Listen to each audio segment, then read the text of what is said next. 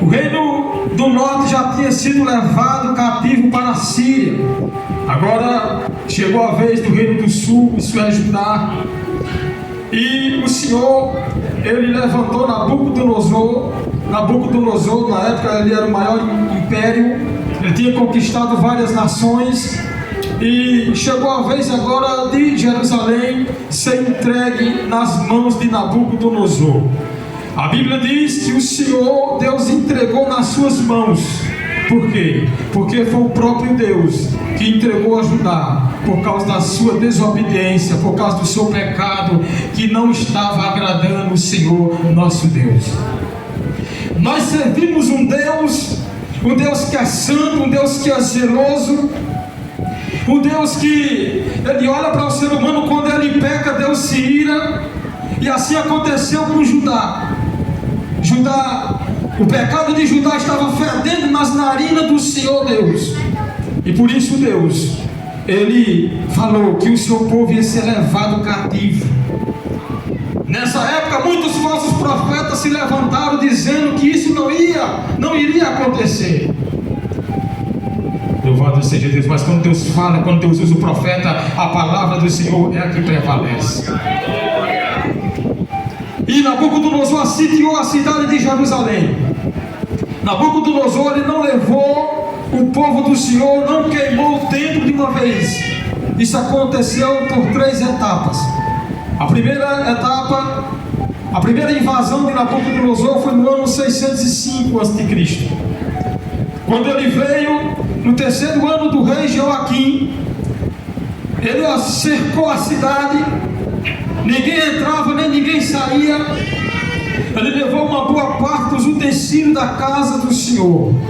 E entre eles, ele disse para Aspenaz, que era chefe dos eunucos, para que ele escolhesse jovens de boa aparência, famosos, e que eles fossem entendidos, para levar para a Babilônia, para ser ensinado na cultura de Babilônia, em letras, em ciência. E a gente sabe aqui que foi levado Daniel, Ananias, que eram fiéis na terra de Judá, desobedecendo ao Senhor, mas sempre existirão os remanescentes no meio do povo do Senhor, que são aqueles que ainda acreditam na palavra de um profeta. Quando Jeremias profetizava e outros profetas também, eu acredito que os pais desse jovem acreditavam tanto naquela mensagem, e eles guardavam no seu coração os princípios da lei do Senhor nosso Deus. Mas mesmo assim, eles foram levados para a Babilônia. Esses jovens, ele chegou em Babilônia, e quando ele chega em Babilônia, eu vou resumir, o tempo não dá, foi mudado os seus nomes. O rei deu uma ordem que era para que eles fossem ensinados na cultura de lá. Segundo estudiosos, fala que esses jovens, eles tinham aproximadamente 12 a 14 anos, quando eles foram deportados de Jerusalém para a Babilônia. E naquele momento, quando ele chega lá, o rei determinou a ração, ou seja, a porção. E o rei tinha alimentos ali, que ele comia, vinho que ele bebia. Tudo aquilo que o rei Nabucodonosor comia, e aquilo que ele bebia, era para os jovens também comer, participar daquilo ali. E Daniel, ele assentou no seu coração a não se contaminar com a porção do manjar do rei. Daniel sabia muito bem que aquele alimento ali era contra a lei do Senhor nosso Deus. Ali tinha carne que não era permitida a um judeu comer. Existiam bebidas ali que era proibido um judeu beber. E Daniel assentou no seu coração: eu não vou me contaminar com essa porção, com esse manjar. Ele fala com Aspenaz, depois vai falar com o cozinheiro-chefe, para que ele experimentasse eles pela apenas 10 dias. E Deus concedeu essa graça ali a Daniel e aos seus amigos, companheiros. E ali o cozinheiro-chefe permitiu por 10 dias, experimentou apenas dando legumes, para que Daniel e seus companheiros viessem a comer. Porque eles pensavam o seguinte: olha, se você ficar ficar magro, se você mudar o seu semblante, eu estou arriscando a minha cabeça. Mas ele diz: faça o seguinte, me experimenta aí por 10 dias, apenas 10 dias. Ô jovem fiel ao Senhor, ô jovem dedicado a Deus, ô jovem leal, ô jovem fiel ao Senhor nosso Deus. Aquele jovem tinha aproximado, segundo estudioso, 12 a 14 anos.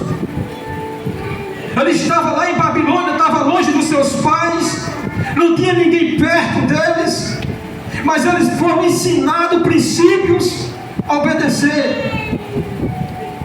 E aquele chefe permitiu, apenas deu legumes a ela ali por 10 dias, e ali eles perceberam que o rosto, o semblante daqueles jovens estava mais bonito do que outros jovens.